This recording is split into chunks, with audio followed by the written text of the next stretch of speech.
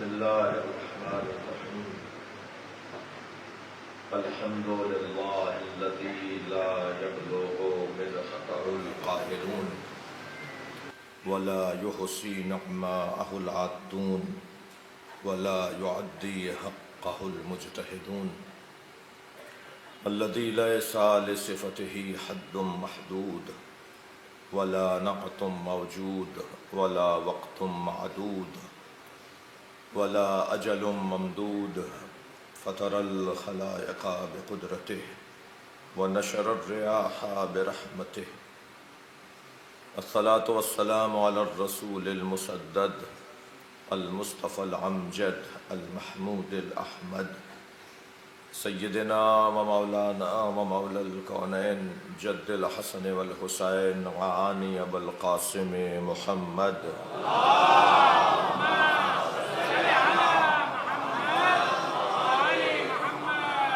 وآله الطيبين الطاهرين المعصومين الذين قال الله إنما يريد الله ليذهب عنكم الرجس أهل البيت ويطهركم تطهيرا.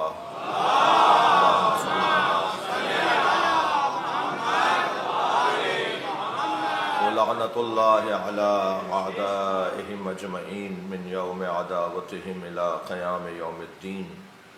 أما بعد، قال الحكيم في قرآن الكريم: بسم الله الرحمن الرحيم وقفوهم إنهم مسؤولون. صلوات.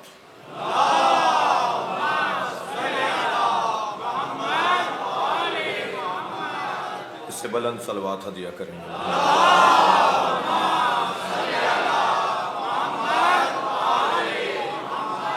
سورہ مبارکہ صافات، اللہ اپنے اس کلام میں محشر میں پیش آنے والے ایک منظر کو بیان کر رہا ہے. روکا جائے گا، بغیر سوال کے کوئی جنت یا دوزخ میں نہیں جائے گا، بغیر حساب دیے کوئی نہیں جائے گا. اللہ سے نہ کسی کا پڑوس ہے اور نہ ہی اللہ کا کسی سے کوئی رشتہ. اللہ کے ہاں رشتہ داریاں بھی نہیں ہیں اور اللہ کے ہاں پڑوس بھی نہیں ہے. یہ دو چیزیں ہیں جس کی بنیاد پر ہم اور آپ استثناء کے قائل ہوتے ہیں. پڑوسی ہے بھائی، پڑوسی کافر بھی ہے تو دور رہنے والے عزیز سے زیادہ بہتر ہے، اس لیے کہ پڑوسی ہے، اس کے احکامات ہی علیحدہ ہیں. ہمسایہ، پڑوس، اس کی بنیاد پر یعنی یہ خود ایک بنیاد ہے نئے اور مختلف احکامات کے حوالے سے. ان کے احکامات ہی علیحدہ ہیں. اہل سنت برادران کے ہاں ایک روایت ہے کہ مولا علی فرماتے ہیں کہ نبی مکرم پڑوسیوں کے لیے اتنی سفارش فرماتے تھے، اتنی تاکید فرماتے کہ ہمیں یہ احساس ہونے لگا کہ کہیں میراث میں ان کا حصہ قرار نہ دیا جائے. جیسے ارحام اور وارثوں کو میراث میں ان کے طبقات ہیں اور حصے ہیں، پڑوسیوں کی اہمیت اور فضیلت اور مقام اور منزلت اتنی ہے. ایسے ہی رشتہ دار، ارحام کے ساتھ، رشتہ داروں کے ساتھ جو ہمارا اور آپ کا رویہ اسلام چاہتا ہے وہ غیر معمولی ہے. تو اللہ کا تو نہ کسی سے پڑوس ہے اور نہ ہی اللہ کی کسی سے رشتہ داری ہے. تو اللہ جب کسی کو کوئی مقام دے گا، کوئی عظمت، کوئی فضیلت، کوئی عنوان، تو وہ اعمال کی بنیاد پر دے گا، کردار کی بنیاد پر دے گا. جس کا کردار زیادہ سے زیادہ بہتر ہوگا وہی اللہ کے قریب ہوتا چلا جائے گا. یہ بھی یاد رہے کہ کردار اور اعمال جن کا تعلق نیتوں کے ساتھ ہے، اس کی جو کسوٹی ہے، اس کا جو پیمانہ ہے وہ ہے تقویٰ. اللہ متقین سے قبول کرتا ہے.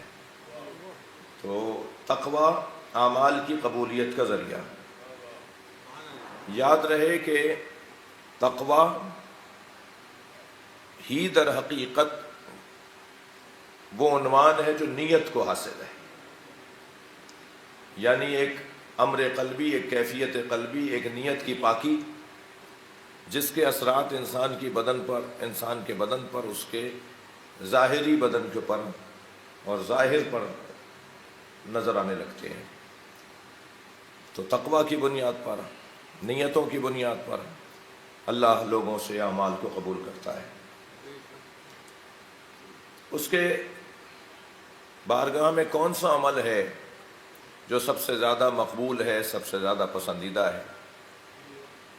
ہر وہ عمل جو اس کی خاطر انجام دیا جائے وہ اسے پسند ہے۔ اس لیے اگر میں یہاں ایک جملہ کہہ دوں کہ اللہ کے ہاں گنا نہیں جاتا، تولا جاتا ہے۔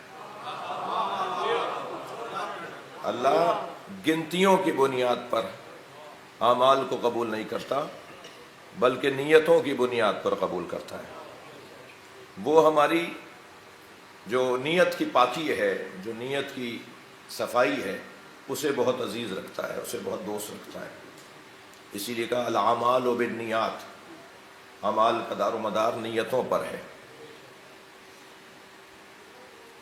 وہ چاہتا ہے کہ بہت بہتر سے بہتر عمل انجام دیا جائے۔ آپ نے دیکھا کہ اس آیہ کریمہ میں ارشاد ہوا کہ تبارک الذی بیدہ الملک وہو علی کل شیء قدیر، بابرکت ہے وہ ذات، سورہ ملک کی ابتدائی آیت، بابرکت ہے وہ ذات جس کے ہاتھ میں ملک ہے، وہو علی کل شیء قدیر، اور وہ ہر شے پر قدرت رکھتا ہے۔ الذی خلق الموت والحیات، جس نے موت اور حیات کو خلق کیا ہے، کیوں؟ لیبلوکم ایکم احسن عملا، وہ تمہیں دنیا میں لایا اس لیے ہے تاکہ تم بہتر سے بہتر عمل انجام دو۔ یعنی وہ مسابقہ چاہتا ہے، وہ مقابلہ چاہتا ہے، وہ چاہتا ہے کہ ہر شخص بہتر سے بہتر عمل انجام دے۔ اب تک یہ کر رہا تھا، اب اس سے زیادہ اچھا کروں گا۔ انہوں نے یہ کام کیا ہے تو میں بھی یہ کام کروں گا، انہیں گرانے اور جھکانے کے لیے نہیں، اپنے آپ کو بڑھانے کے لیے۔ یعنی کسی کو دیکھ کر، اگر اچھا عمل کسی کا دیکھ کر میں عمل انجام دے رہا ہوں تو وہ اس نیت سے نہیں ہے کہ ان کو کمزور بناؤں میں، بلکہ اس نیت سے ہے کہ جیسے وہ صاحب عظمت ہیں ایسے میں بھی صاحب کمال بن جاؤں۔ یہ جو عمل کی دوڑ ہے یہ اللہ کو عزیز ہے، اللہ چاہتا ہے۔ عزیزان گرامی، عمل کو، نیکی کو عربی میں کہتے ہیں حسنہ، یعنی نیکیاں جو انجام دے رہے ہوتے ہیں تو گویا وہ حسنات انجام دے رہے ہیں۔ جی حسنہ، حسنات یعنی نیکیوں کی ایک طویل فہرست، ایک طویل لسٹ کہ یہ بھی نیکی، یہ بھی حسنہ، یہ بھی حسنہ، مگر ایک حسنہ ایسا ہے جو سارے گناہوں کو کھا جاتا ہے، اور ایک حسنہ ایسا ہے جو تمام حسنات کا مالک، سردار اور سید ہے، اور وہ حسنہ ہے حب علی۔ حب علی حسنۃ، نبی فرماتے ہیں علی کی محبت ایک ایسی نیکی ہے، یاکل الذنوب جمیعا، علی کی محبت ایک ایسی نیکی ہے جو سارے گناہوں کو کھا جاتی ہے، جیسے آگ سوکھی لکڑیوں کو کھا جاتی ہے۔ صلوات پڑھ لیں محمد و آل محمد۔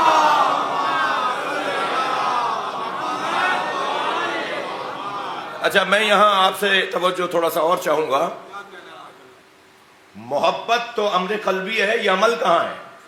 یہ تو نیت ہے، یہ تو سوچ ہے، اور اللہ حب علی کو حسنہ کہہ رہا ہے، نیکی کہہ رہا ہے، ایک عمل کہہ رہا ہے۔ علی کی محبت کو اللہ کے حبیب کی زبان سے اللہ نے یہ پیغام دلوایا، چونکہ نبی تو بات ہی نہیں کرتے نا جب تک وحی الہی نہ ہو، تو نبی مکرم کے ہر قول کے پیچھے ارادہ پروردگار ہے۔ تو یہ نبی نے جو فرمایا کہ حب علی ایک حسنہ ہے، علی کی محبت ایک نیکی ہے، تو یہ تو نیت ہے، یہ تو سوچ ہے، یہ تو تصور ہے، یہ تو عمل ہی نہیں ہے۔ اللہ اکبر، یہ ایک ایسی سوچ ہے، بھائی جوانوں سے زیادہ توجہ ہوں گا، سارا مسئلہ ہی سوچ کا ہے، سارا مسئلہ ہی سوچ کا ہے۔ جس کی سوچ اچھی ہے اس کا عمل خود بخود اچھا ہوگا۔ بہت سارے مجھ جیسے مبلغین نماز اور روزہ رکھوانا اور پڑھوانا چاہتے ہیں، میں کہتا ہوں ان کی سوچ بدل دو، یہ خود ہی نماز پڑھیں گے، یہ خود ہی روزہ نہیں چھوڑیں گے۔ جو سوچ کی تبدیلی ہے، وہ جو عقیدے کی تبدیلی ہے، وہ جو عقیدے کی بہتری ہے، وہی اصلی چیز ہے۔ لہذا میں ان بچوں سے ایک جملہ کہتا ہوا گزروں کہ وہ انسان بڑا انسان ہے جس کی سوچ بڑی ہے، اور وہ انسان چھوٹا انسان ہے جس کی سوچ چھوٹی ہے۔ انسان انچی ٹیپوں اور فٹوں سے نہیں ناپا جاتا، انسان کا قد اس کی فکر سے اور سوچ سے ناپا جاتا ہے، وہ سوچ کیا رہا ہے۔ اور میں نے پہلی مجلس میں مولا کا یہ قول سنایا تھا آپ کو، قیمت کل امرئ ما یحسنہ۔ مولا علی فرماتے ہیں ہر شخص کی وہی قیمت ہے جسے وہ چاہتا ہے۔ یہ جو چاہت ہے نا، یہ جو سوچ ہے، یہ جو خیال ہے، یہ جو سوچ ہے، یہ جو تصور ہے، یہ ہمارے اعمال کو کنٹرول کرتا ہے۔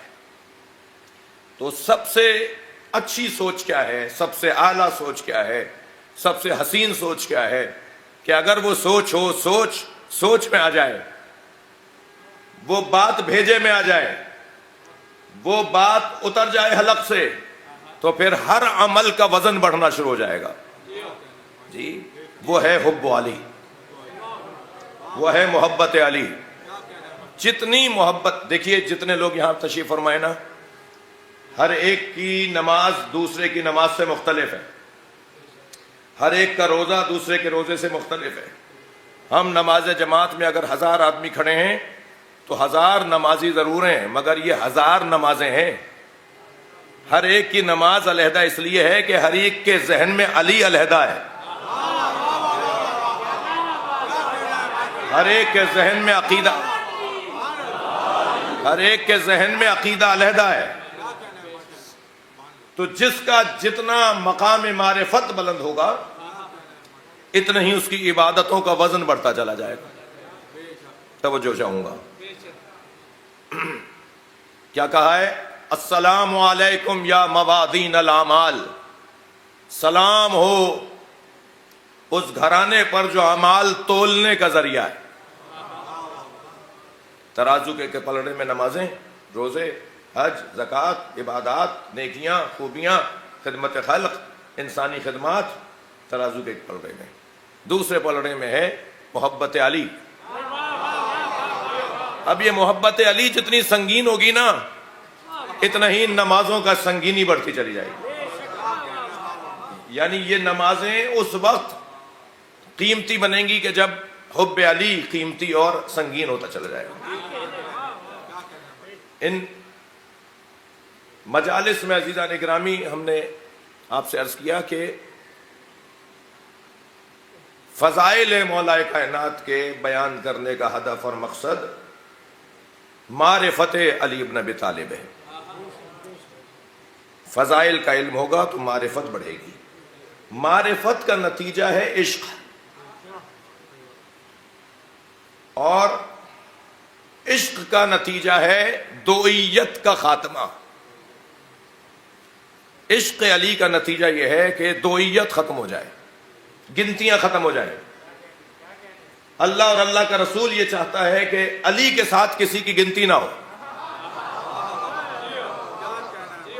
علی علی ہے، مولا علی کے ساتھ اب میں نے کل ایک حدیث جلدی میں، بہت آخری وقت زیادہ ہو رہا تھا تو بہت عجلت میں ایک حدیث پڑھی کہ مولا فرماتے ہیں کہ لا یقاس بعلی محمد احد من هذه الامہ، اس امت کے کسی فرد کا اہل بیت کے ساتھ مقایسہ نہیں کرو، اہل بیت کے ساتھ کسی فرد کو لا کے نہیں بٹھاؤ، برابری نہیں کرو۔ کیفا یسوا، مولا علی کا فرمان، کیفا یسوا من جرت نعمتہم، وہ ان کے برابر کیسے ہو سکتے ہیں جو ان کے ٹکڑے کھاتے ہوں۔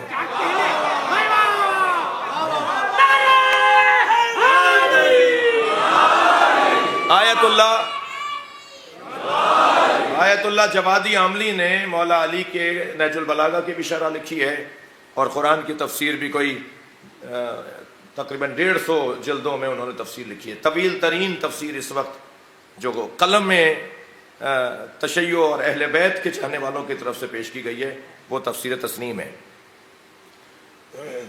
تو نہج البلاغہ کی شرح کرتے وقت مولا کے اس قول کو انہوں نے بیان کیا کہ یہ جو مولا نے فرمایا نا کیفا یسوی من جنت نعمتہم، وہ ان کے کیسے برابر ہوں گے جو ان کے ٹکڑے کھاتے ہیں۔ وہ فرماتے ہیں دسترخوان بچھا کے جب آپ کھانا کھاتے ہیں تو آپ کے ہاتھ سے غیر محسوس اور باریک ذرات دسترخوان پہ جھڑ رہے ہوتے ہیں۔ جب آپ کھانا کھا چکے ہیں ایک ذرا ہاتھ سا پھیریں تو آپ کے ہاتھ میں بہت سارے وہ باریک باریک ذرات روٹی کے غذا کے وہ آپ کے ہاتھ میں آ جائیں گے۔ ان ذرات کو کہتے ہیں من جرت نعمتہم، جو ان کے ہاتھوں سے ذرات گرے ہیں یہ وہ کھاتے ہیں۔ ہم سب بھائی بہت تسلی سے بات کر رہا ہوں، ہم سب اہل بیت کا کھا رہے ہیں، توجہ ہے، ہم سب اہل بیت کا کھا رہے ہیں۔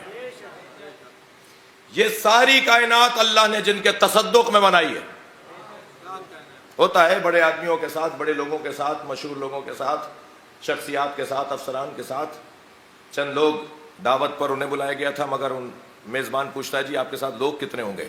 اسے اس سے غرض نہیں ہوتی کہ کون ہوگا، اسے اس سے غرض ہوتی کہ لوگ ہوں گے۔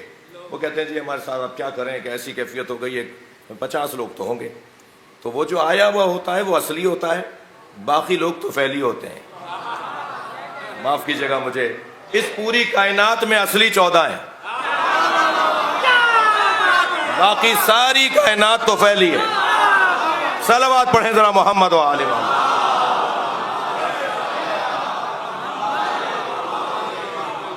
یہ جو میں نے مولا علی کا قول سنایا نا، یہ اس کی تشریح تھی جو میں نے ابھی آپ سے کی۔ تو ہم سب کھا رہے ہیں ان کے طفیل، یہ کائنات اللہ نے ان کے لیے بنائی اور سب کچھ ان کی محبت میں بنایا۔ بلکہ عجیب عجیب احادیث اور واقعات کے اندر اور احادیث اور روایات کے اندر عجیب و حسین پیغامات ہیں۔ جی جب جناب زہرا سے اللہ نے پوچھا کہ میں تمہارا مہر کیا رکھوں، ہاں یہ واحد جوڑا ہے مولا علی اور جناب سیدہ کا، جس کا عقد 2 جگہ ہوا ہے۔ عرش پر اللہ نے پڑھایا ہے اور فرش پر مصطفیٰ نے پڑھایا ہے۔ اور عرش پر اللہ نے پڑھایا تو مہر بھی عرش کے حساب سے تھا، اور فرش پر جب سرکار مصطفیٰ نے پڑھایا تو مہر بھی زمین کے حساب سے تھا۔ تو جب اللہ نے سیدہ کا نکاح پڑھایا، اس میں عجیب بات ہے، اہل دقت اور اہل ذوق لوگ بیٹھے ہوئے ہیں، میں نے جب روایت پڑھی تو اس میں ہے کہ اللہ نے سیدہ کا نکاح پڑھا کر فرمایا میں نے تمہارا نکاح علی سے کر دیا ہے، اپنا مہر بتاؤ۔ تو میں اپنے استاد کے پاس یہ روایت لے گیا کہ استاد مجھے سمجھ میں نہیں آ رہا، نکاح سے پہلے لڑکی دلہن سے پوچھا جاتا ہے، نکاح کے بعد تو نہیں بتایا جاتا۔ نکاح سے پہلے پوچھا جاتا ہے میں تمہارا نکاح فلاں سے کر دوں۔ تو میرے استاد نے بے ساختہ مجھے کہا کہ تمہیں آج تک راضیہ اور مرضیہ سمجھ میں نہیں آیا؟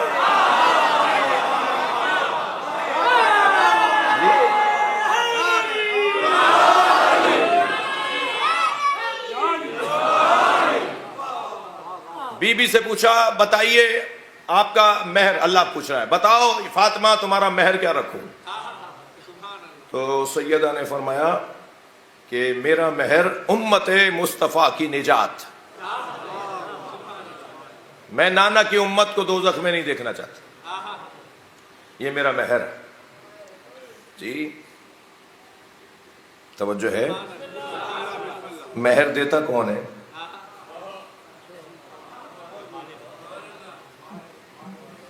مہر دیتا کون ہے؟ شوہر۔ سیدہ نے مہر رکھوایا ہے بابا کی امت کی بخشش، مہر دے گا کون؟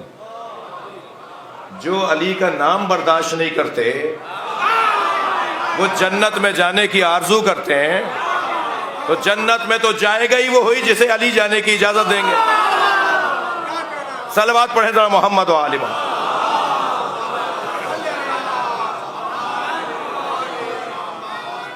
مولا کی محبت اللہ کا ارادہ ہے۔ اللہ چاہتا ہے کہ سب کے دلوں میں، اللہ کسی کو دوزخ میں نہیں جانا، اللہ نہیں چاہتا دوزخ میں بھیجنا، اللہ سب کو جنت میں بھیجنا چاہتا ہے۔ اور ہر وہ شخص کہ جو مولا علی سے اپنے آپ کو وابستہ کر لے، اس کی نجات کا ذریعہ خود حب علی ہے جی، اس کی نجات کا خود ذریعہ مولا علی کی ذات ہے۔ نبی مکرم نے مولا علی سے فرمایا، یا علی، اللہ نے قرآن میں یہ جو آیت نازل کی ہے یہ تمہاری شان میں نازل کی ہے۔ 360 آیات تو سنی شیعہ نے لکھا ہے کہ قرآن میں مولا علی کی شان میں نازل ہوئی، یعنی علی نے ایک عمل انجام دیا، اللہ نے آیت کو نازل کر دیا، یا اللہ نے آیت کو نازل کیا اور نبی کو فرمایا کہ یہ علی کی وجہ سے میں نے نازل کیا ہے، علی کی شان میں نے نازل کیا ہے۔ کسی صحابی کی شان میں، کسی محترم کی شان میں اتنے فضائل نہیں ہیں جتنے، یعنی سب کی شان میں جتنے فضائل ہیں ان سب کو ایک جگہ کر دیں، اکیلے علی کی شان میں ان سب سے زیادہ فضائل۔ یہ میرا جملہ نہیں ہے، امام مالک کا جملہ ہے، اہل سنت کے عالم دین۔ آیت کیا ہے؟ فرمایا، ان الذین آمنوا وعملوا الصالحات سیجعل لهم الرحمن ودا۔ یہ جو آیت ہے کہ بے تحقیق وہ لوگ کہ جو صاحبان ایمان ہیں اور صاحبان کردار ہیں، اللہ ان کی محبت لوگوں کے دلوں میں ڈالتا ہے، یعنی ایمان اور عمل۔ اب اس آیت کے لیے سرکار نے فرمایا، یا علی، یہ آیت تمہاری شان میں اللہ نے نازل کی ہے، اور پھر فرمایا جب بھی اللہ کی بارگاہ میں دعا کیا کرو تو دعا یہ کرو، اللہم اجعل لی عندک عہدا واجعل لی فی صدور المؤمنین مودۃ۔ یا علی، جب بھی تم اللہ کی بارگاہ میں دعا کرو تو یہ دعا ضرور مانگا کرو، اور دعا یہ مولا علی کو مولا نبی نے تعلیم دی کہ یا اللہ، میرے اور تیرے درمیان، میں تیرے اور اپنے درمیان ایک عہد کرنا چاہتا ہوں جو قبول کر لے، ایک عہد، ایک وعدہ کرنا چاہتا ہوں جو تو قبول کر۔ اب وہ عہد کیا ہے، اس کی شرح اور اس کی تفسیر میں صرف اتنا کہتا ہوا آگے بڑھوں کہ یہ جوان، یہ بچہ جب پوچھتا ہے کہ جو حیدر کرار ہو، جو اسد اللہ الغالب ہو، جو غالب علی کل غالب ہو، اس کے ہوتے ہوئے دروازہ کیسے جلا، اس کے ہوتے ہوئے ان کی زوجہ پر ہاتھ کیسے اٹھا، ان کے ہوتے ہوئے سیدہ کی پسلیاں کیسے ٹوٹ گئیں، وہ کہاں تھے؟ وہ ایک عہد ہے جو علی اور اللہ کے درمیان۔ میں اپنے بچے، اپنی زوجہ قربان کر دوں گا، مگر تیرا نام مٹنے نہیں دوں گا، تیرا پیغام متاثر نہیں ہونے دوں گا۔ ان مرحلوں میں، ان مشکلوں میں میرا خاموش رہنا، ساکت رہنا، صابر رہنا تیرے دین کی خاطر ہوگا۔ اور پھر یہی وہ عہد ہے کہ جسے رسول اللہ نے اپنی رحلت سے کچھ لمحوں پہلے مولا علی کا ہاتھ پکڑ کے فرمایا، مجھ سے عہد کرو۔ اور پھر ایک جگہ فرمایا، نہج البلاغہ میں فرمانے کہ اگر میں نے نبی، اللہ اور اللہ کے نبی سے عہد نہ کیا ہوتا، اگر میں نے اللہ اور اللہ کے رسول سے وعدہ نہ کیا ہوتا تو میں مدینے کی گلیوں کو خون سے رنگین کر دیتا۔ علی کے لیے کیا بات تھی بھائی؟ علی کے لیے کیا مسئلہ تھا؟ علی کو سوچنے والے ذرا اپنے دماغ کو تو عالی کریں، تب مولا کائنات کے بارے میں کچھ مسائل جو ذہن میں سوال اٹھتے ہیں وہ حل ہوں گے۔ یہ کچھ بھی نہیں ہوتا، یہ کچھ بھی نہیں ہوتا، یہ سب کچھ ختم ہو چکا ہوتا، بات ہی کچھ اور ہوتی، محنتیں ضائع ہوتی۔ محنتوں کے تحفظ کو مولا علی کی ذات کہا جاتا ہے۔ انبیاء کرام کے تحفظ کو مولا علی کی ذات کہا جاتا ہے۔ فرمایا یہ دعا مانگا کرو، کیا؟ اللہم اجعل لی عندک عہدا، میرے اور اپنے درمیان ایک عہد کو قرار دے، ایک پیمانے کو قرار دے، ایک پیمان کو قرار دے، اور پھر کیا؟ واجعل فی صدور المؤمنین مودۃ، اور میرے لیے لوگوں کے دلوں میں مودت کو قرار دے۔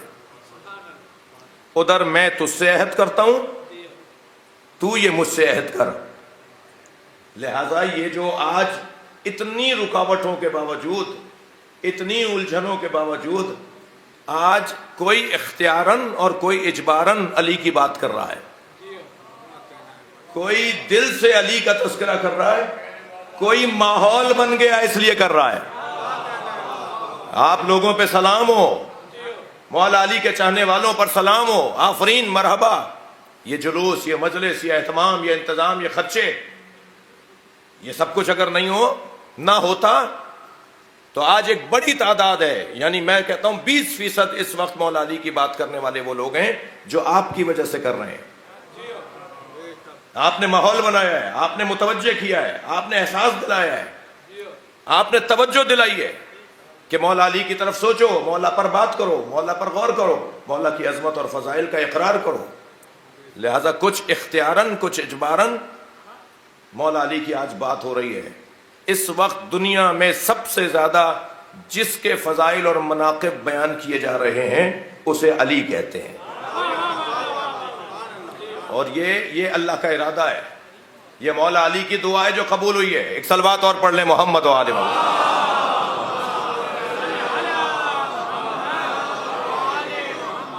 جی توجہ چاہوں گا آپ سے، ایک حدیث ہدیہ کرنا چاہ رہا ہوں اپنے اس مضمون میں۔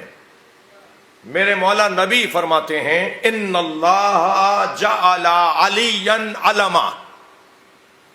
بھائی میں تو اس کا لطف لوں گا تاکہ لطف منتقل ہو۔ مولا نبی فرما رہے ہیں اللہ نے ان اللہ جعل علیا علما، اللہ نے اپنا علم علی کو بنایا ہے۔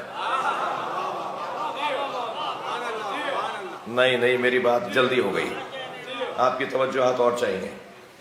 جی یہ علم لگے ہوئے ہیں، امام بارگاہ میں علم ہے، بعض احباب کے گھروں کی چھتوں پر علم کا سایہ ہے۔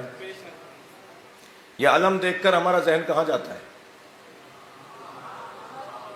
کہاں جاتے ہیں ہم؟ علم پر جاتے ہیں تو کہاں جاتے ہیں؟ ہم اتنی دیر کربلا جاتے ہیں۔ ہم علم پر کھڑے ہوتے ہیں تو حضرت عباس یاد آتے ہیں، ہم علم کے پاس جاتے ہیں تو ہمیں کربلا یاد آتی ہے۔ علم، یہ علم کربلا کا علم ہے۔ اچھا صرف بچوں کا میرے خیال سے بات روشن ہے، لیکن مملکتوں کے پرچم کو دیکھ کر کہاں ذہن جاتا ہے؟ بعض بڑے بڑے کانفرنسز، سیمینار ہوتے ہیں، پورے ملک کے پرچم لگے ہوئے ہوتے ہیں، تو ہم ڈھونڈ رہے ہوتے ہیں اس میں پاکستان کہاں ہے۔ جی میں نے کوئی جلدی میں نہیں کہا، واقعی ڈھونڈ رہے ہوتے ہیں۔ ایک صلوات پڑھیں ذرا محمد والا۔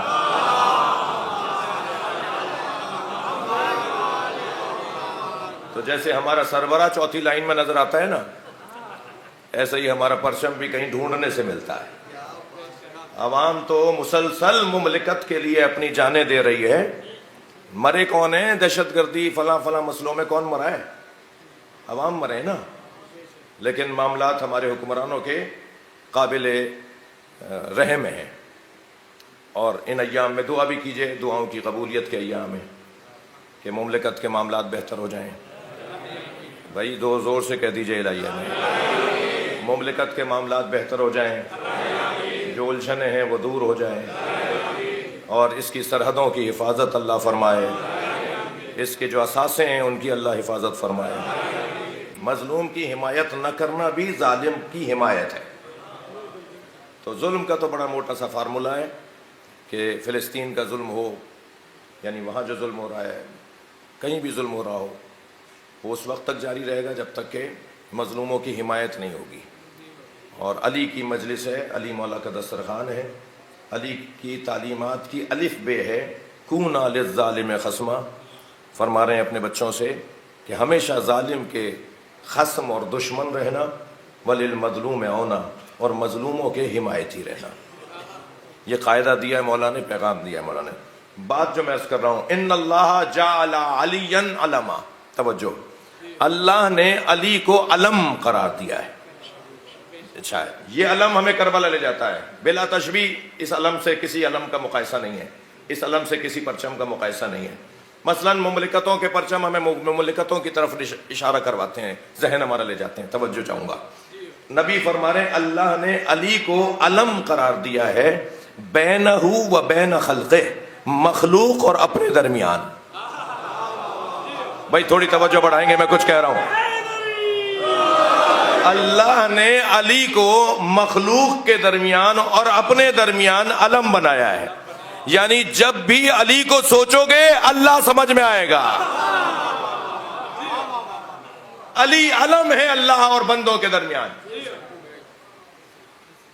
حدیث یہاں رکی نہیں ہے، حدیث آگے بڑھتی ہے، وَلَيْسَ عَلَمٌ غَيْرُهُ، اور خبردار علی کے علاوہ اللہ کا کوئی علم نہیں ہے۔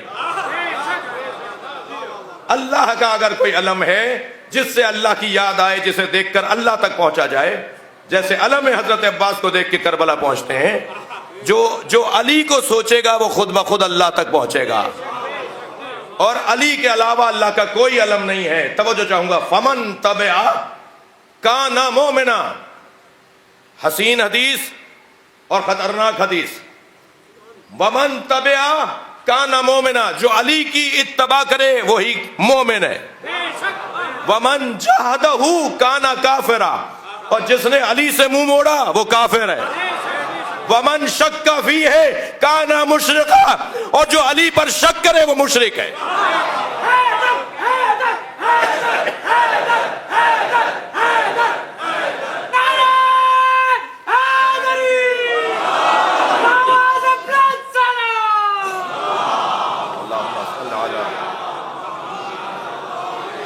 اور بلند صلوات پڑھ لیں محمد والے۔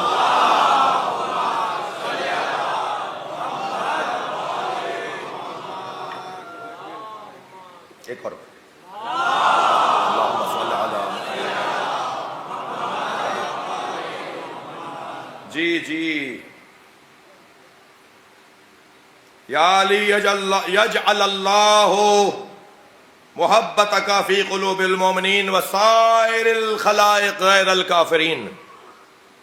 یا علی، اللہ نے مومنین کے دلوں میں تمہاری محبت کو قرار دیا ہے، اور ہر مخلوق تم سے پیار کرے گی سوائے کافروں کے،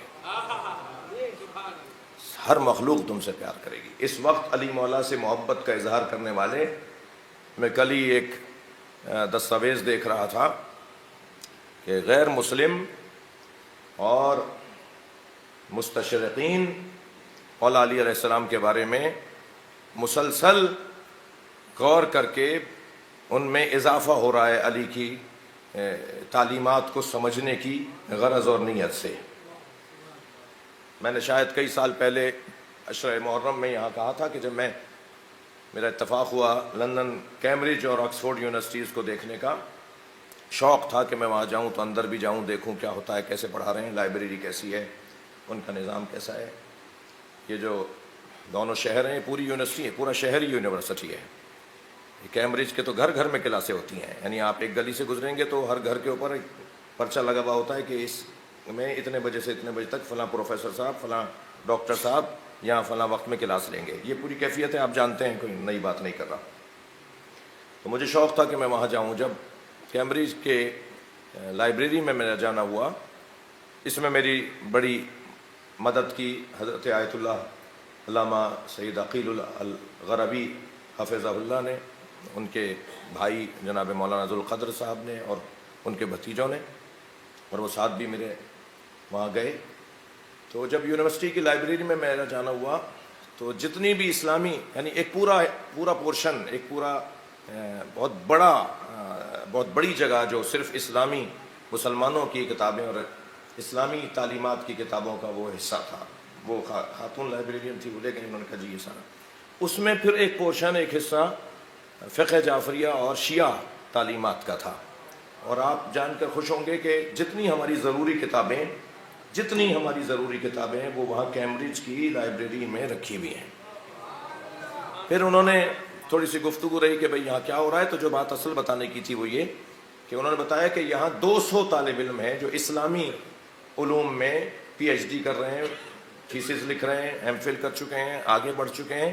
200 طالب علم ہیں. ان 200 میں 50 وہ تھے جو صرف نہج البلاغہ پہ پی ایچ ڈی کر رہے تھے. اور یہ سن کر مجھے نہیں پتا آپ آہ کریں گے یا واہ کریں گے کہ وہ 200 کے 200 اور وہ 50 کے 50 مسلمان نہیں تھے. علی کسی کی ملکیت تھوڑی ہے. صلوات پڑھ لیں ذرا محمد و آل محمد پر. اور بلند صلوات پڑھ لیں نبی کے ذات.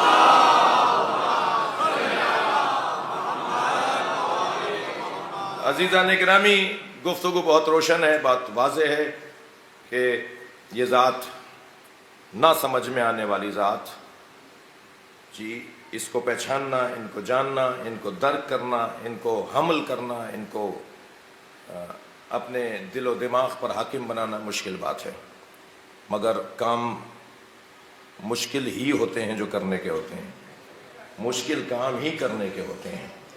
تو میں آپ کے لیے اور آپ میرے لیے دعا فرمائیں کہ ہماری معرفت علی میں اضافہ اللہ مسلسل عطا فرمائے. دیکھیے، تکبر وہ کرتا ہے جس جیسا کوئی نہ ہو. سب سے خطرناک چیز ہے تکبر، غرور. یہ جو تکبر ہے نا، یہ اللہ کو پسند نہیں ہے. اور ہم پر ہمارے بڑوں کا احسان ہے کہ ہمیں عزادار بنایا ہے. ہماری ماؤں نے، ہماری دادیوں نانیوں نے، ہماری بزرگوں خواتین نے، ہماری تربیت کرنے والوں نے ہمیں عزادار بنایا ہے. اور عزاداری کا ایک نتیجہ ہے فرش عزا پہ بیٹھنا. اور بڑے سے بڑا انسان دنیا کی سطح پر جس کا نام روشن ہو جائے اور ایک بڑا اس کے پاس پیسے کی بھی کمی نہ ہو اور شہرت کی بھی کمی نہ ہو، وہ اس تربیت کی وجہ سے فرش عزا پر آ کے بیٹھتا ہے.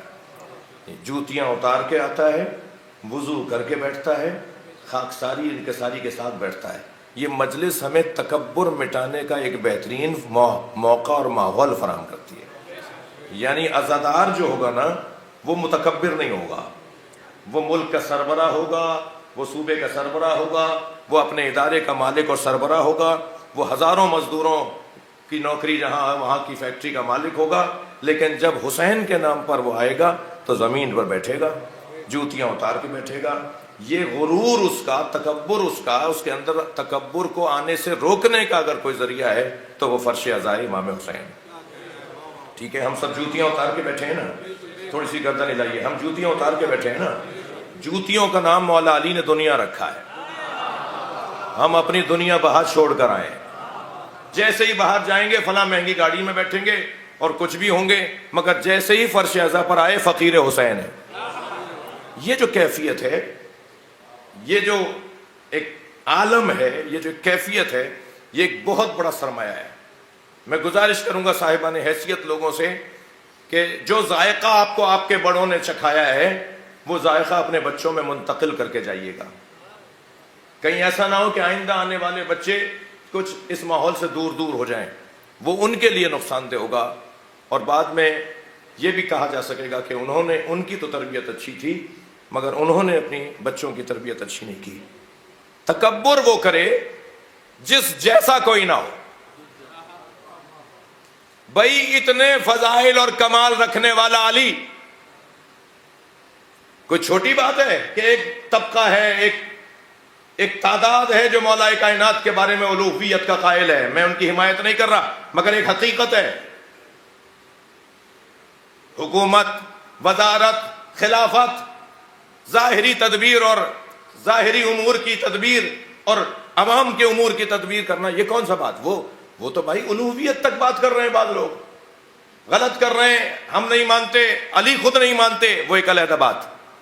لیکن جس کے کمالات اور فضائل دیکھ کر جی معجزات اگر مولا کائنات کے سنائے جائیں.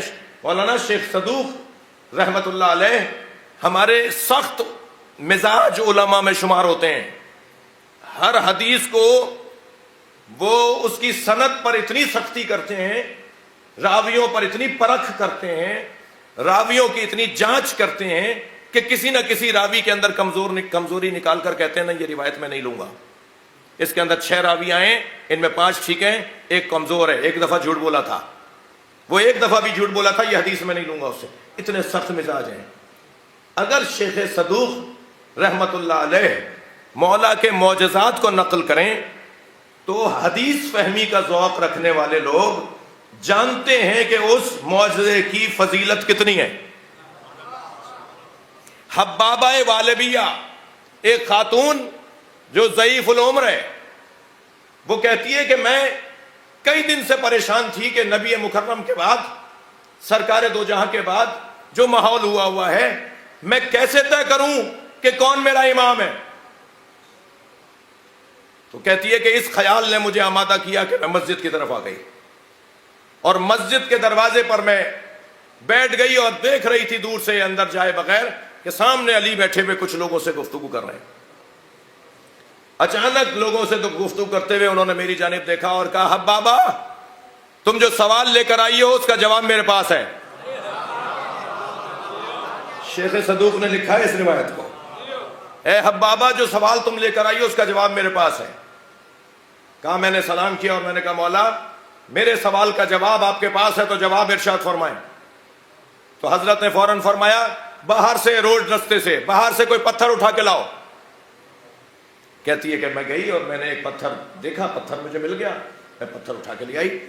فرمایا آؤ۔ جیسے ہی میں حضرت کے قریب گئی تو حضرت نے اپنی انگوٹھی اتاری اور اس پتھر پہ رکھی، اس پہ نشان آ گیا۔ پتھر پہ انگوٹھی کو لگایا تو اس پہ مہر چھپ گئی۔ فرمایا جو بھی اس پتھر پر مہر لگا دے وہی تمہارا امام ہے۔ حبابہ صلوات پڑھیں ذرا محمد و آل محمد۔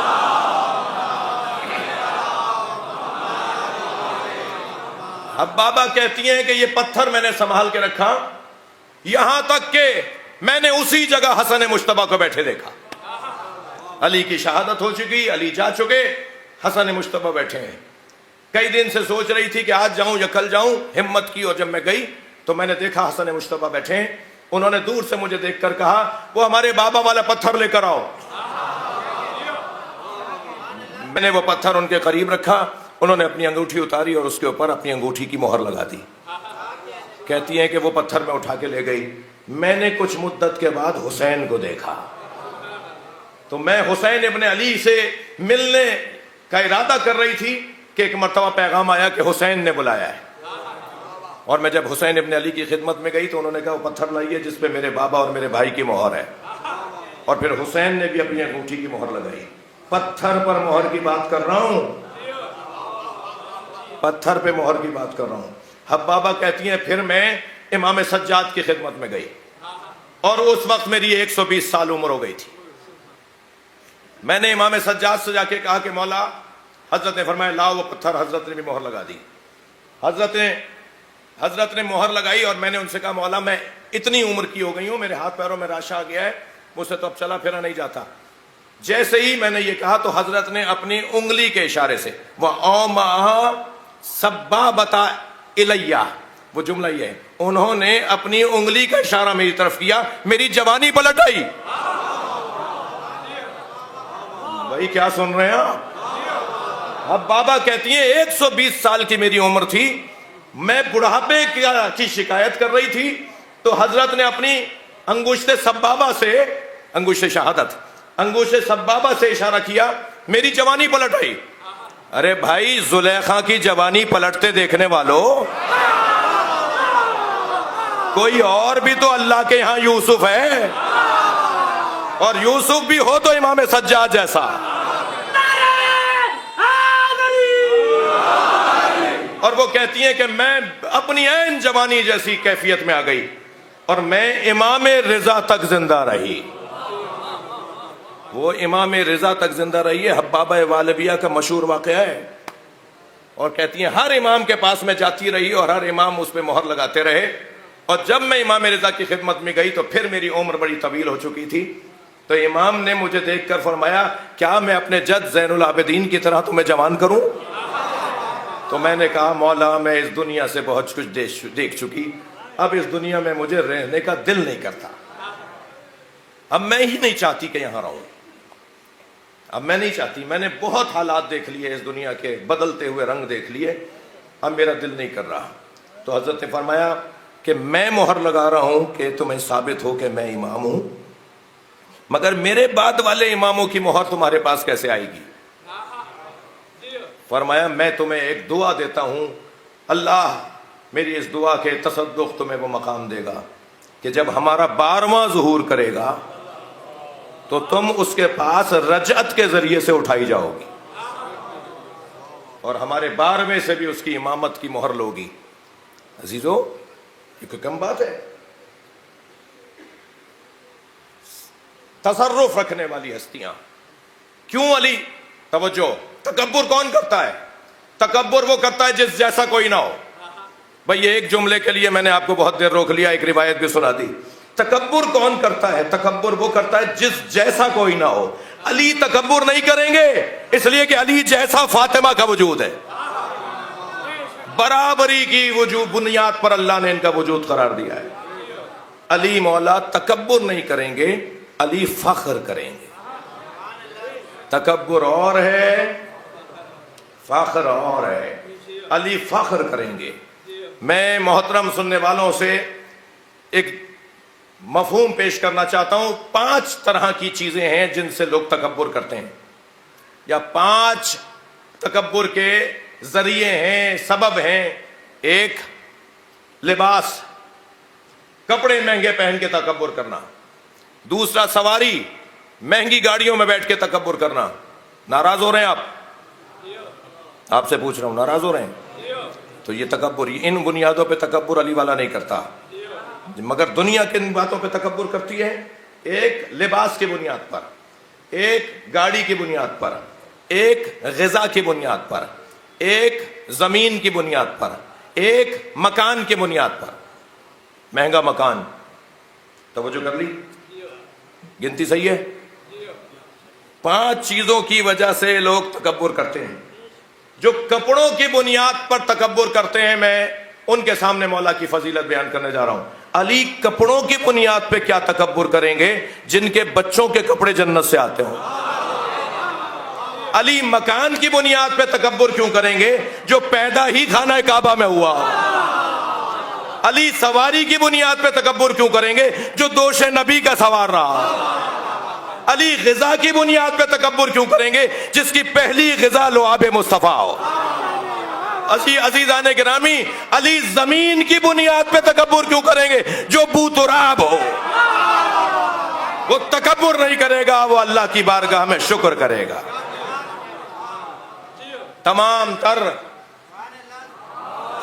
تمام تر کمالات کا مجموعہ یہ گھرانہ، اور اس گھرانے کی صدارت بنام علی۔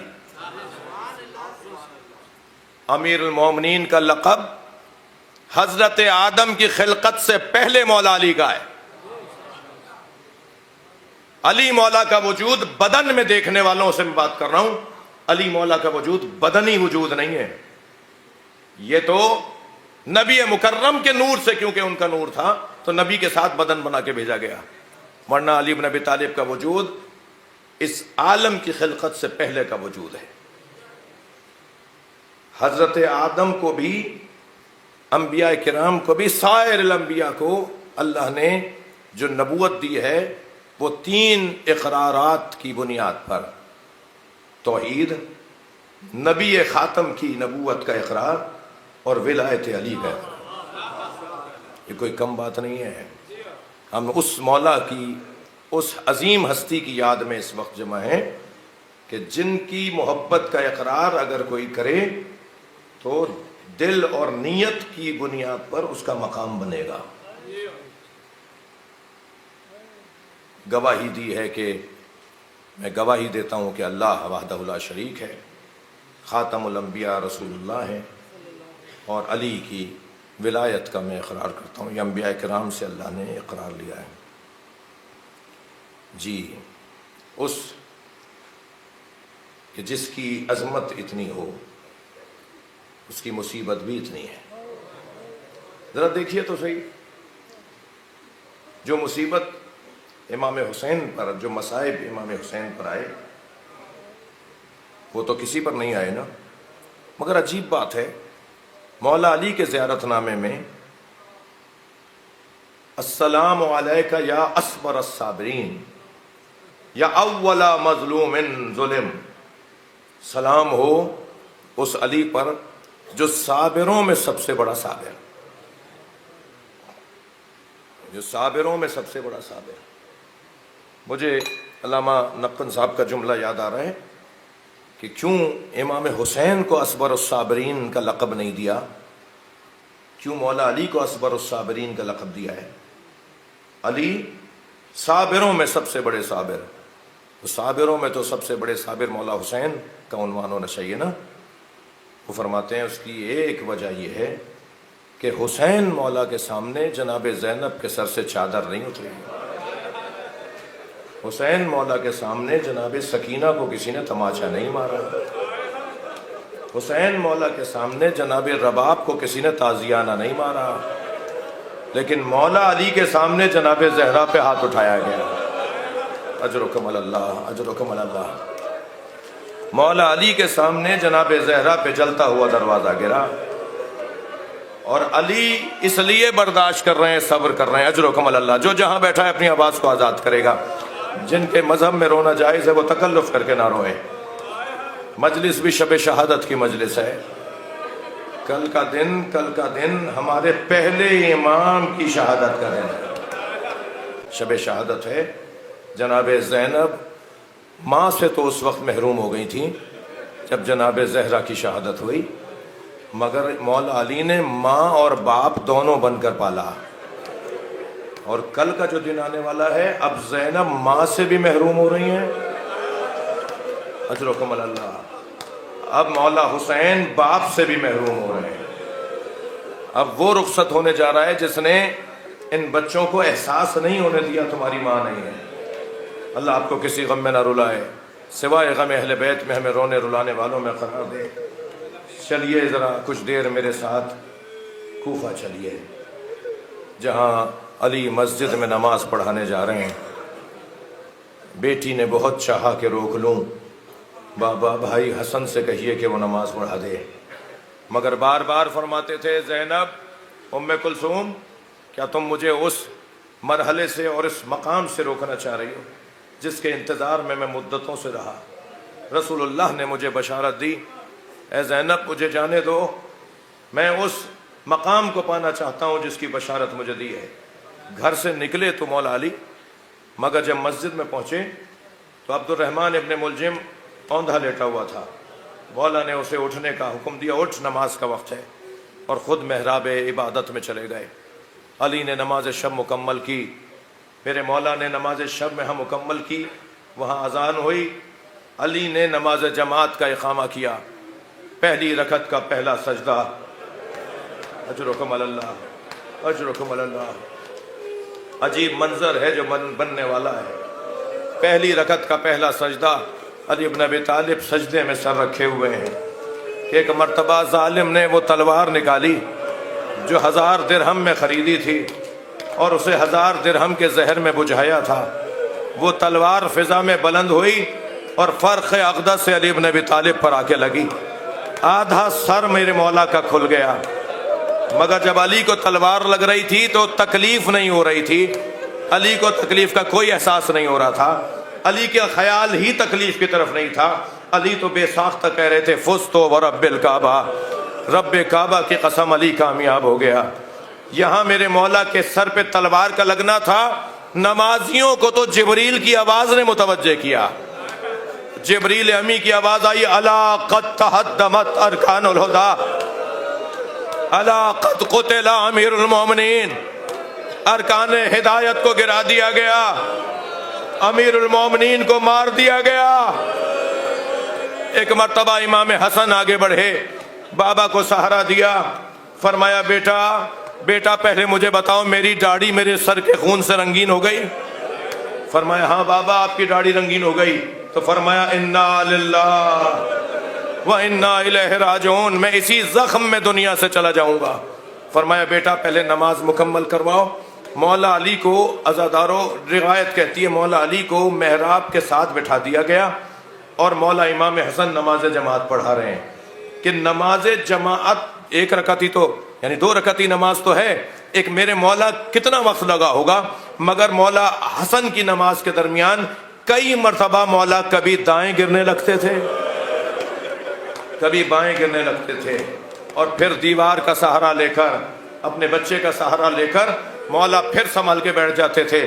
سلام ہو مولا حسین پر۔ یہاں مولا علی کو غش کے عالم میں کبھی سہارا امام حسن دیتے رہے، مگر کربلا کا میدان ہے، علی کا بیٹا گھوڑے سے گر رہا ہے، کوئی نہیں ہے جو مولا حسین کو سہارا دے۔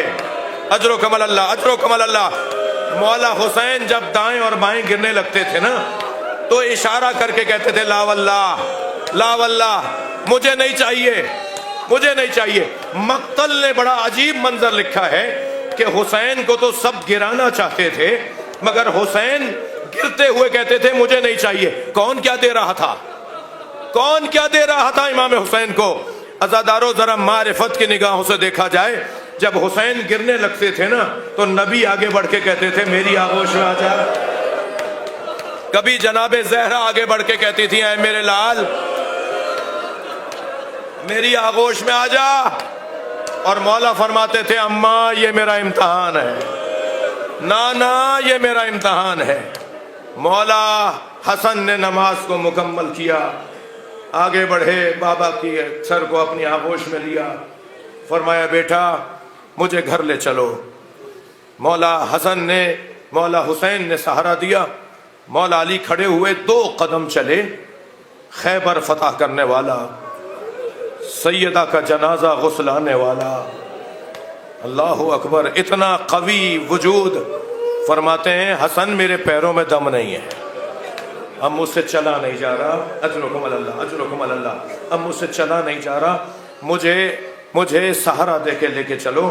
مولا حسن نے، حسین مولا نے ایک قالین بچھایا، یہ ہر سال آپ سنتے ہیں، مولا حسن نے اپنے بابا کو قالین پہ لٹا دیا، علی بن ابی طالب کو لے کے جا رہے ہیں، اچانک دیکھا کہ مولا حسن رو رہے ہیں، حسین رو رہے ہیں، فرمایا بیٹا گریہ نہیں کرو۔ سارے رستے بیٹوں کو روکتے رہے، اور جب گھر پہنچے نا تو فرمانے لگے مجھے وہاں لے جاؤ جہاں میں نماز پڑھتا ہوں، گھر میں میری جو نماز کی جگہ ہے، میرا مصلی ہے، مجھے وہاں لے جاؤ۔ تو بچے لے گئے وہاں، جیسے ہی وہاں پہنچایا تو امام حسن نے فرمایا بابا بہن زینب بہت مضطرب ہے، وہ آپ کے قریب آنا چاہتی ہیں۔ فرمایا کیا چیز مانے ہے؟ کہا بابا کچھ چاہنے والے آئے ہوئے ہیں۔ مولا نے فرمایا ان سے کہو یہ چلے جائیں، ان کی محبت کا انہیں اجر و ثواب ملے گا، میری بچیوں کو آنے دو۔ وہ علی رستے بھر بیٹوں سے کہتا رہا حسن، حسین، عباس گریہ نہیں کرو۔ جیسے ہی جناب زینب آئیں، جیسے ہی جناب ام کلثوم آئیں، بچیوں کو دیکھ کے رونے لگے۔ زینب کے آنکھوں کے آنسو مولا علی سے برداشت نہیں ہوئے۔ اجر و کمال اللہ۔ عزیزو مجھے جلدی نہیں ہے، یہ پرسے کی رات ہے، مولا علی سے اپنی بیٹیوں کی آنسو برداشت نہیں ہوئے۔ میں کہوں گا مولا آج زینب کے چہرے پہ گرتا ہوا آنسو، آج بی بی کے رخساروں سے بہتا ہوا آنسو آپ کو برداشت نہیں ہوا، کاش کربلا میں عاشور کے دن ہوتے، جب زینب کی فریاد بلند ہو رہی تھی کوئی ہے جو میرے ماں جائے کو بچائے۔ اجرکم اللہ، اجرکم اللہ۔ طبیب کو بلایا گیا، طبیب کو بلایا گیا، خود مولا علی نے فرمایا طبیب کو بلاؤ۔ ہمارے لیے پیغام ہے کہ ماہرین سے رجوع کیا جائے۔ مولا علی کی بارگاہ میں طبیب آیا، اس نے معائنہ کیا، معائنہ کرنے کے بعد اپنے اوزار طبابت کو وہ جمع کرنے لگا اور اٹھ کے جانے لگا۔ تو امام حسن نے فرمایا تم نے کچھ مجھے بتایا نہیں، تم مجھے بتاؤ تو صحیح میرے بابا کا کیا حال ہے، میرے بابا کا زخم کتنا گہرا ہے۔ تو نحیف سی آہستہ سے دھیمے سے لہجے میں کہنے لگا علی سے کہیں وصیتیں کریں۔ اجرکم اللہ، اجرکم اللہ۔ امام حسین آگے بڑھے، فرمایا بھائی کوئی تدبیر، کوئی تدبیر؟ کہا تدبیر صرف اتنی ہے کہ اگر علی کو دودھ پلایا جائے تو دودھ سے اس زہر کا اثر کٹے گا، اور علی کی وجود میں، علی کے بدن میں جو زہر سرایت کر گیا ہے اس کا اثر ذرا دور ہو جائے گا علی زیادہ سے زیادہ زندہ رہ پائیں گے۔ عزادارو یہ خبر ابھی پھیلی نہیں تھی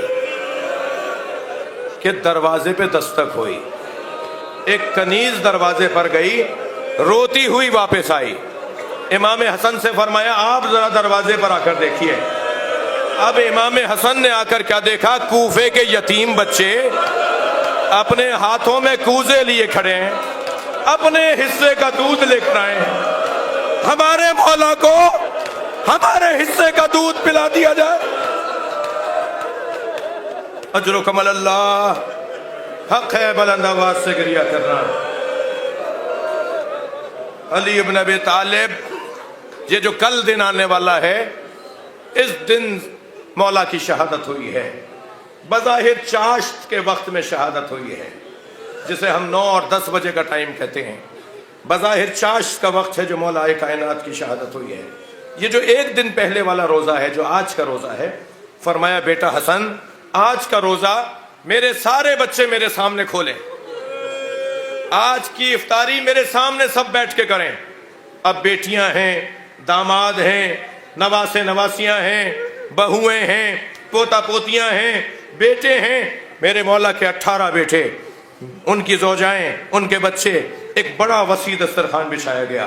علی بستر شہادت پر ہیں کہ جب دسترخوان لگ گیا، کھانا سب نے کھانا شروع کیا، تو فرمایا حسن بیٹا مجھے بٹھاؤ، میں بیٹھنا چاہتا ہوں۔ میرے مولا حسن نے بابا کو سہارا دیا، اٹھا کے لیٹے ہوئے کو بٹھایا۔ جب بیٹھ گئے تو فرمانے لگے میرے سامنے کھانا اور پانی لاؤ۔ مولا کے سامنے کھانا نہیں لے رہے، پانی نہیں لے رہے، کیفیت ہی کچھ اور ہے، کھانا اور پانی رکھ دیا گیا۔ جب کھانا اور پانی کو آنکھوں سے دیکھ لیا نا، تو فرمایا حسین کہاں ہے؟ تو برابر سے آواز آئی بابا میں آپ کے ساتھ بیٹھا، بابا میں آپ کے ساتھ بیٹھا ہوں۔ تو اپنے ہاتھ سے لقمہ بنایا، حسین کے منہ میں دیا، اپنے ہاتھ سے پانی کا کوزہ لیا اور حسین مولا کو پانی پلایا، اور ایک جملہ کہا تمہاری ماں نے مجھ سے وعدہ لیا تھا، تمہاری ماں نے مجھ سے وعدہ لیا تھا میرے حسین کے کھانے اور پانی کا خیال رکھو گے، اے میرے بچے آخری مرتبہ میرے ہاتھ سے کھا لو۔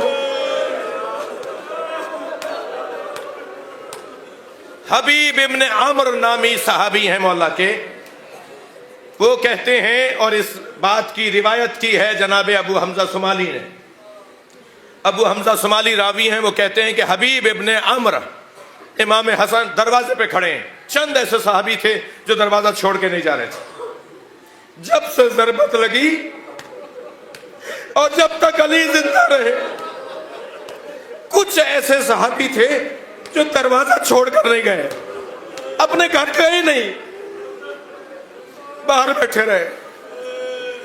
اور جب کبھی امام حسن کو دیکھتے تھے تو ان میں سے کوئی کہتا تھا کیا ایک دفعہ علی کو دیکھ سکتے ہیں؟ تو ایک ایک کر کے، دو کر کے امام حسن گھر میں لے آتے تھے، اور وہ لوگ مولا کا دیدار کر کے چلے جاتے تھے۔ اسبغ ابن نباتہ تو بڑی عجیب بات کرتے ہیں، ان لوگوں میں ایک نام ہے اسبغ ابن نباتہ، وہ کہتے ہیں کہ جب میں گھر میں گیا تو علی بن ابی طالب کی پیشانی پر ایک زرد رومال بندھا ہوا تھا، اس زرد رومال میں اور علی کے چہرے کے رنگ میں فرق نہیں تھا۔ علی بن ابی طالب کی یہ کیفیت تھی۔ جناب ساسا ابن سوہان تو کہتے ہیں کہ جب میں گیا تو میرے بیٹھنے پر علی نے آنکھ کھول دی، تو مجھے بڑی خوشی ہوئی، مجھے اچھا لگا کہ میری قسمت ایسی کہ مجھے علی دیکھ رہے ہیں۔ تو میں نے مولا سے کہا مولا کچھ سوال کروں؟ اللہ اکبر، علی ایسا علم دوست، علم کو عام کرنے والا کہ اس کیفیت میں بھی علی کے دوست جانتے ہیں کہ علی مولا کی سب سے زیادہ اچھی کیفیت اگر ہوگی تو وہ علم کا سوال کرنے میں ہوگی، یعنی علی سے پوچھیں گے تو علی کی طبیعت بہتر ہوگی۔ فرمایا خففوا سوالکم، اپنے سوالات کو ذرا مختصر رکھنا، کم سوال کرنا، مگر تمہیں سوال کرنے کی اجازت ہے۔ ساسا ابن سوہان کہتے ہیں میں نے علی بن ابی طالب سے 6 سوال کیے اور ہر سوال کا علی نے جواب دیا۔ ایسے ہی حبیب ابن عمر کہتے ہیں کہ جب میں اندر گیا تو علی کی کیفیت ایسی تھی کہ لگ رہا تھا کہ ابھی کچھ ہی دیر کے بعد علی سے ہم جدا ہو جائیں گے۔ تو اسی اثنا میں کسی نے جب یہ کہا کہ علی کے بدن سے روح پرواز کر رہی ہے، تو پردے کے پیچھے سے بیویوں کے رونے کی آواز آ گئی۔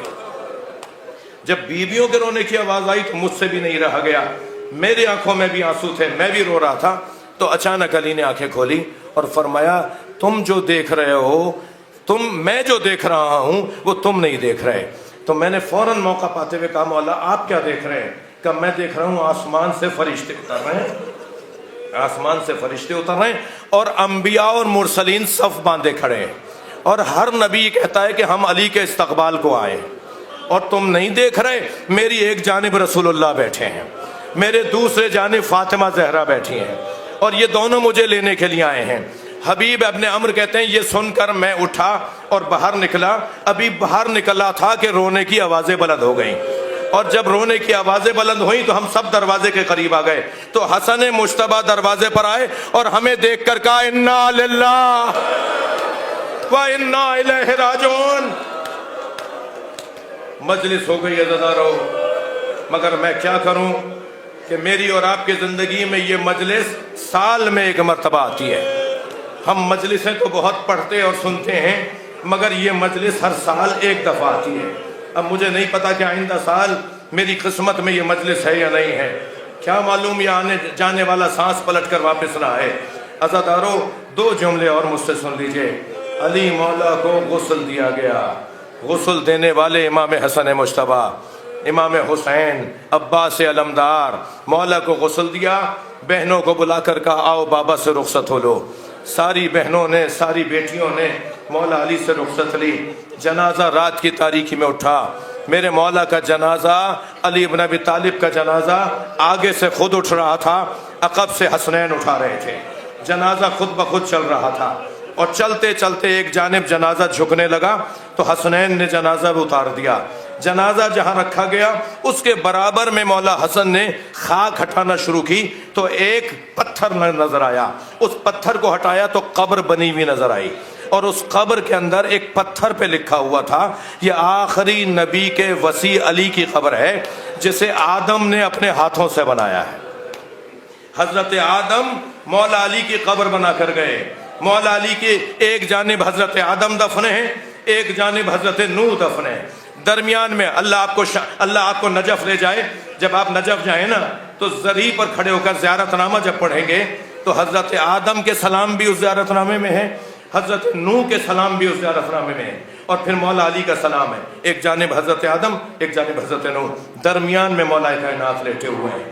علی کو دفنا کر حسنین واپس آ رہے ہیں۔ اللہ اکبر، کیا بتائیں گے بہنوں کو کہ بابا کو کہاں دفنا کیا ہے۔ عزادارو مظلومیت علی کا ایک جملہ کہہ دوں، مظلومیت علی کا ایک جملہ کہہ دوں، امام صادق کے زمانے تک کسی کو پتا نہیں تھا علی کہاں دفن ہے۔ حجاج ابن یوسف نے 3000 جگہ گڑھے کھدوائے ممکنہ جگہ پر کہ یہاں سے علی کا جنازہ نکلے گا تو میں علی کو سولی پہ لٹکاؤں گا، علی کے جنازے کو درخت پر لٹکاؤں گا۔ یہ تھا علی ابن ابی طالب کے ساتھ حاسدوں کا رویہ۔ جنازہ دفنا دیا گیا، حسنین واپس آ رہے ہیں۔ ایک مرتبہ ایک خرابے سے، ٹوٹے ہوئے گھر سے، گری ہوئی جھگی سے ایک کراہنے کی آواز آئی، اور کراہنے والا بار بار یہ کہہ رہا تھا کوئی ہے جو میری مدد کرے۔ یہ کیسے ممکن ہے علی کے بچے کسی کی فریاد سنیں اور اس کی مدد نہ کریں۔ امام حسن نے آواز دے کر کہا بھائی میں تمہاری مدد کو آنا چاہتا ہوں۔ کہا آؤ آؤ میری مدد کرو۔ قریب گئے تو کیا دیکھا نابینا بھی ہے، بیمار بھی ہے۔ امام نے فرمایا تمہاری کوئی حاجت ہے؟ کہنے لگا میری حاجت تو میری غذا بھی ہے، میری دوا بھی ہے، مگر یہ مجھے حاجت نہیں چاہیے۔ میری حاجت تو یہ ہے کہ میرا ایک مونس تھا جو 3 دن سے نہیں آیا، وہ مجھے لا دو۔ میرا ایک مونس تھا جو 3 دن سے نہیں آیا، جو مجھے غذا بھی کھلاتا تھا، جو مجھے دوا بھی دیتا تھا، وہ 3 دن سے مجھ سے ملنے نہیں آیا، میرا مونس مجھے لا دو۔ امام نے فرمایا اس کا نام کیا تھا؟ کہنے لگا میں نے تو جب بھی نام پوچھا تو اس نے ایک ہی جواب دیا، فقیر جالس فقیرا، ایک فقیر ہے جو فقیر کے ساتھ بیٹھا ہوا ہے۔ امام نے فرمایا اس کا کوئی حسب نسب خاندان قبیلہ؟ کہ میں نے جب بھی پوچھا تم کس قبیلے کے ہو تو وہ ایک ہی جواب دیتا تھا، مسکین جالسا مسکینا، ایک مسکین ہے جو مسکین کے ساتھ بیٹھا ہوا ہے۔ امام نے فرمایا کوئی نشانی، کوئی علامت؟ تو روتے ہوئے کہنے لگا تمہارا لہجہ اس سے بہت ملتا ہے، جیسے تم بول رہے ہو وہ ایسے ہی بولتا تھا۔ کہا اے مسکین، اے فقیر، میں علی کا بیٹا حسن ہوں، وہ فقیر جو تیری بارگاہ میں آتا تھا وہ علی تھا، ہم علی سے محروم ہو گئے، علی ہمیں چھوڑ گئے۔ الا لعنت اللہ علی القوم الظالمین۔ یا حسین